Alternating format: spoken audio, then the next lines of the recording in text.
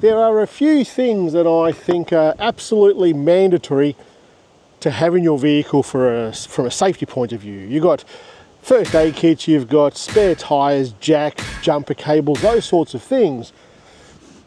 But if you're like me and you do a lot of stuff on your own, chances are you're going to want to have a jumper kit as well. Now I got sent one of these here to check out, and I've been checking it been testing it for the last week and a half or so. I wasn't going to do anything with this. I hadn't heard of the brand and I thought this isn't something that's going to be worthwhile checking out. But in the process of doing everything else that I do when I review a product, I check other people's reviews, and Project Farm actually did a review on this, and if you don't know who they are, they're a YouTube channel that do reviews and you absolutely can trust what they say, and they rated this quite highly. Let me show you what's in here. Now what this is a jump kit from Gulu, G-O-O-L-O-O, and it's a GT400 or 4000S. The 4000 in this is a 4000 amp battery that's in this. Now this is going to jumpstart apparently a 10 litre petrol car, or a 12 litre petrol car, or a 10 litre diesel car. It jumpstarts the Cruiser here without an issue.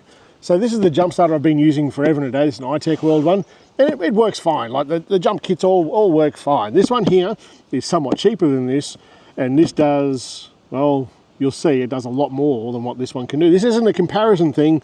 I've always been happy with this, but I'm actually I'm happier with this. In the box, you're going to find all these things. There's your unboxing. I don't know if they wanted an unboxing, but there it is.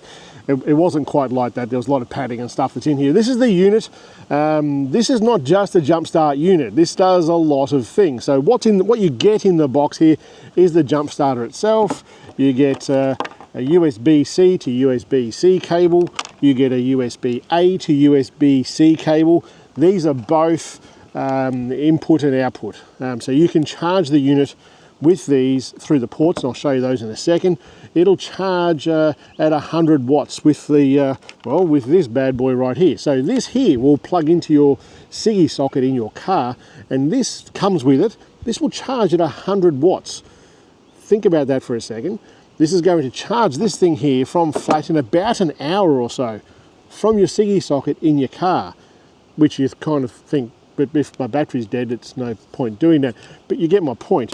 That's the USB-A to USB-C, and the jumper cables themselves. It's got a keyed sort of plug on the side here, so when it goes into this, it'll only go in one way. Comes with a pretty good user manual here. There's a number of different languages in there, like most other things that are international.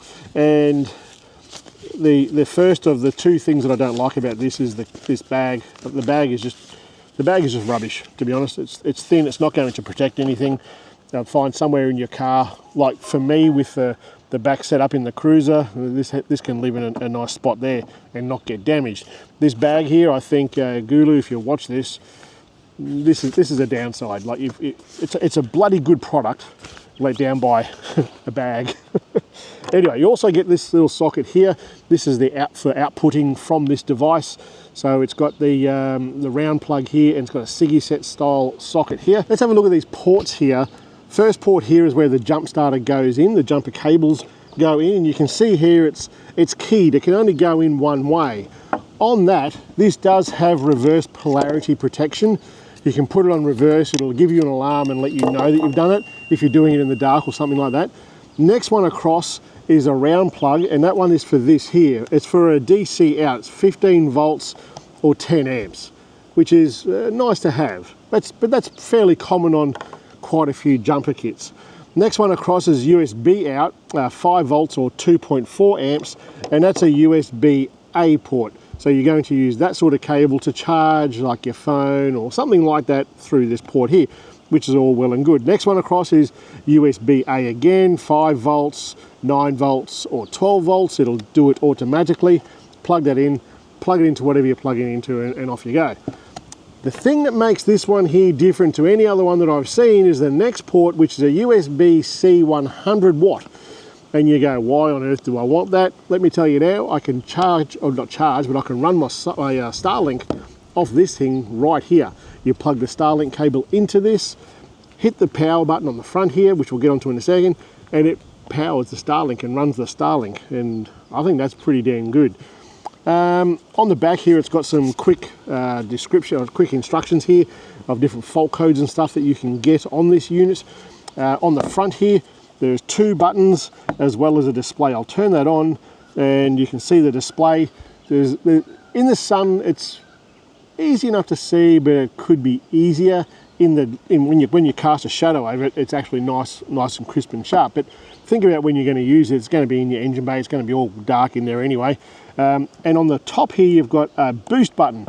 The boost button is for, now most power units have this, most jump starters have this, but many of them are not obvious as to how it works. So if your power in your battery is dead set flat and has 0 power at all, or you've got no battery in there, some jump starters won't actually jump it. You've got to set it to a boost mode. With this one here, it's actually a button, but as in this is sensing 0 volts. It's got nothing going on at all.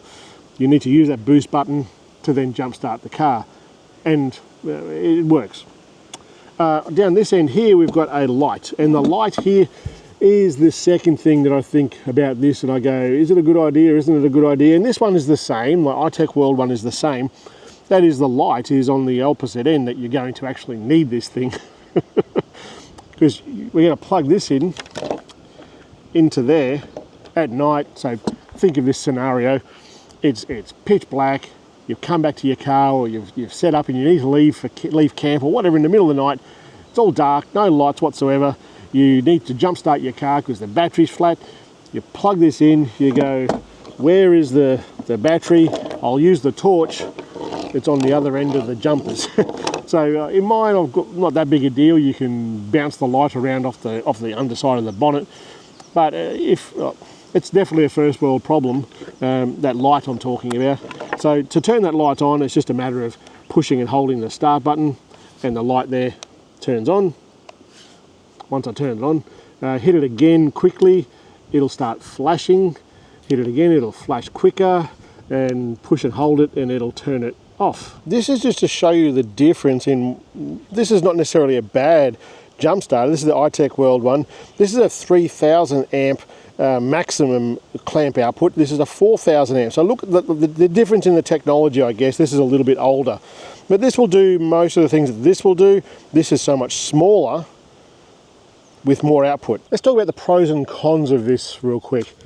I'll start with the cons. Cons, this bag is rubbish. It's not good. It's not going to protect the unit at all. It is just flimsy nothingness. It's just like a nod to a package, if you like. This is no good. It's just rubbish. What else? The light that's on here, it is super bright, this light, but I think it's just on the wrong end. Like, I don't know if that's, but in saying that, this is picking the fly shit out of the pepper, if you like. I don't know any unit that's got the light on the other end. I just don't like that. I don't like that. It just doesn't make sense to me. You'd think you'd have a light on this end. This screen here is not exactly easy to see in bright sunlight. Like, if you cover it up a little bit, like I can read it there, still a little bit of an angle, I can't read it anymore. When it's facing me directly here, it's not in the direct sun, but if I turn it around here, I can't quite read it. But in saying that, if it's in the bonnet, underneath the hood, if you like, you're going to see it just fine. And the last bad point about this, the last negative, if you like, is that this is not waterproof at all. At all.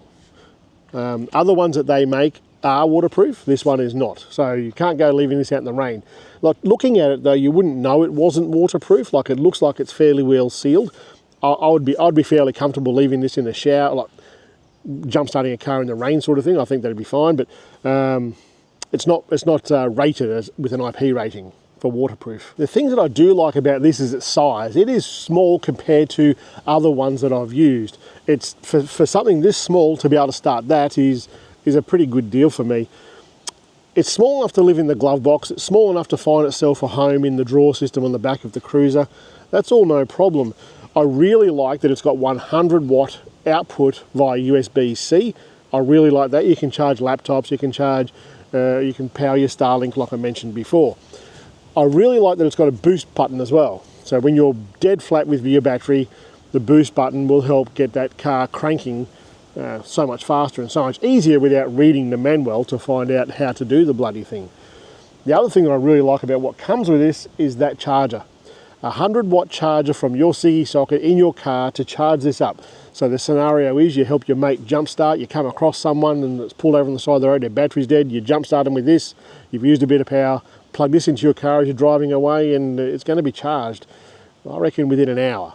That's pretty damn good, I reckon. 100-watt to be, like, now I've bought these things before, and these alone are worth like $70 or $80 when you buy a USB-C 100-watt charger that plugs into a Siggy socket. They're bloody expensive, and it comes with it. One other point with this, it's made in China. Is that a big deal? I don't think so. I think there's a lot of Australian companies as well that you can say this is designed and owned by an Australian company, but quite often electronics like this are in fact made in China. I don't think it's that big of a deal, especially when you consider that this exact unit has been used over in the States for like 18 months or so, and they've only just brought this to Australia. So in that regard, I think we are in a very fortunate position that all the Yanks have gone through all the issues, if any, with this. It's tried and tested, and it reviews really well over there. And I'm not surprised, because I think it's a bloody good unit.